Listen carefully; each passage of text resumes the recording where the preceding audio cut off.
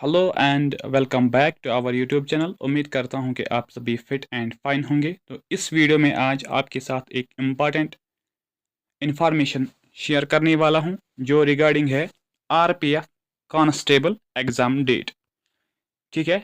तो ministry of railway board ने जो फार्म्स फिलअप किए थे कुछ टाइम पहले, तो अब उनका एग्ज़ाम का डेट आ गया है। तो जो भी एस्पिरेंट्स उस एग्ज़ाम के लिए जिन्होंने भी फॉर्म भरा है, जो बिलोंग करते हैं हमारे स्टेट से, ठीक है, तो आप सबको पता है कि हम मेनली फोकस कर रहे होते हैं अपने प्रिपरेशन में for the JK SSB exams. ठीक है। लेकिन आप सभी को पता है कि उन एग्ज़ाम में कितना स्कैम होता है, वो जो चीज़ हमें इतना डिमोटिवेट कर देती है कि सो डैट हम डिप्रेशन में चले जाते हैं। ठीक है। तो आई नो, मैं बहुत स्टूडेंट्स के साथ मैंने बात भी की, वो कह रहे हैं कि सर फिर ऐसा होता है कि वी फील डिप्रेस्ड, तो दिल नहीं कर रहा है कि आप पढ़ना है। लेकिन this provides U A golden opportunity right now, क्योंकि अब थोड़ा सा टाइम बचा हुआ है, तो आप इस टाइम अच्छे से प्रेपरेशन कर सकते हो for this RPF constable exam, जो स्टार्ट कब से होगा, फ्रॉम 2 मार्च टू 20 मार्च। और होगा कैसा, कंप्यूटर बेस्ड टेस्ट।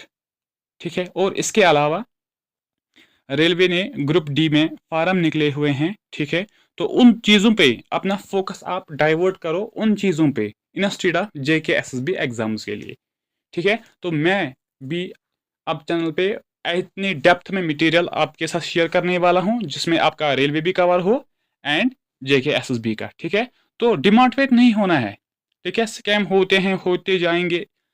यहाँ तो हमने पिछले 3 सालों से यही देखा है। पहले एफ डबल ए का भी हुआ, एसआई का भी हुआ, अब कांस्टेबल का भी हुआ। तो ये चीज़ें हमें देखनी है फिर आगे से भी, ये कंफर्म है। लेकिन हम अब क्या करेंगे, हम अपनी प्रेपरेशन को उस लिहाज तक लेके जाएंगे सो डैट कि जो भी नेशनल लेवल के एग्जाम्स होते हैं हम उनमें भी अच्छा स्कोर कर पाएंगे।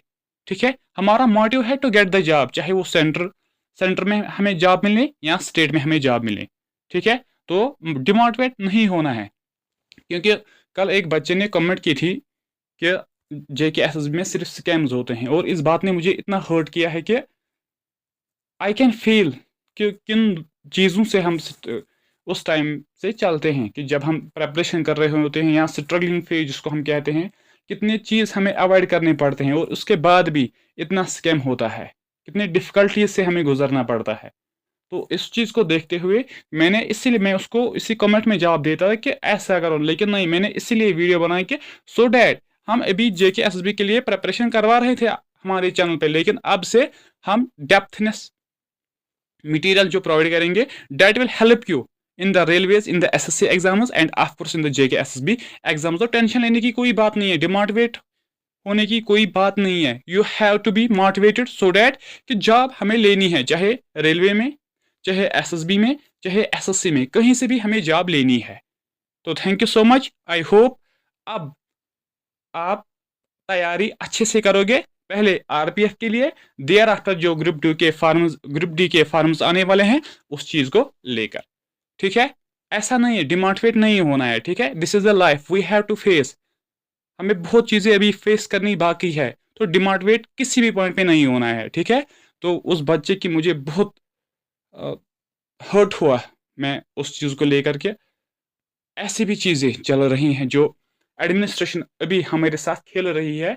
तो बेहतर है कि उस चीज़ को हम थोड़ा इफेक्ट हो ही जाएगा। मुझे पता है कि कितना पेन हम बर्दाश्त कर रहे हैं during the preparation, during the struggle phase, फिर इस तरह का कुछ होना, दिस इज़ रियली सबसे वर्स्ट फेज होता है अगर कुछ ऐसा फिर हो जाता है, क्योंकि इंसान डिमोटिवेट हो ही जाता है। लेकिन now here comes to opportunity, हम खुद को प्रिपेयर करेंगे आरपीएफ कांस्टेबल एग्जाम के लिए, एंड जो ग्रुप डी के फार्मर्स निकले हैं, ठीक है, उनमें भी हम क्या करेंगे, उनको भी भरेंगे। Thereafter start the preparation for that very particular exam.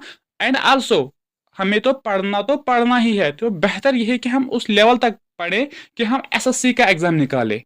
ठीक है। ये ज़रूर नहीं कि हम डिपेंडेंट रहे सिर्फ जेके एसएसबी तक। ठीक है। तो आई होप आप अब समझ गए होंगे कि अब हमें करना क्या है। ठीक है। तो share this video with your friends and have a good future. Thank you so much.